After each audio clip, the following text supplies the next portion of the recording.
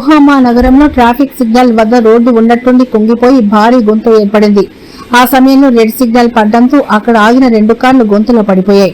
అయితే అదృష్టవశాత్తు అందులోని ప్రయాణికులకు పెద్దగా గాయాలు కాలేదు. ఈ ఘటన మొత్తం అక్కడున్న సీసీటీవీ కెమెరాలో రికార్డైంది. ప్రస్తుతం ఈ వీడియో సోషల్ మీడియాలో వైరల్ గా మారింది. వివరాల్లోకి వెళితే ఓమాహా సిటీలోని 67వ పసిఫిక్ వీధుల జంక్షన్ వద్ద ట్రాఫిక్ సిగ్నల్ పడ్డంతో వాహనాలు ఆగుతున్న సమయంలో ఒక్కసారిగా రోడ్డు కుంగిపోయి భారీ గుంత ఏర్పడింది. ఈ అనూహ్య ఘటనలో ఒక మెరూన్ కలర్ జీప్, ఎస్యూవీ, ఒక silver colour Dodge Ram pick ట్రక్కులు ఆ గుంతలో పడిపోయాయి. మంగళవారం మధ్యాహ్నం సుమారు 3:30 గంటల సమయంలో ఈ ప్రమాదం చోటు చేసుకుంది. అత్యవసర సేవా సిబ్బంది అక్కడికి చేరుకునే లోపు ఆ 2 వాహనాల్లోని డ్రైవర్లు తోటి వాహనదారులు కాపాడారు. దీంతో పెను ప్రమాదం తప్పింది.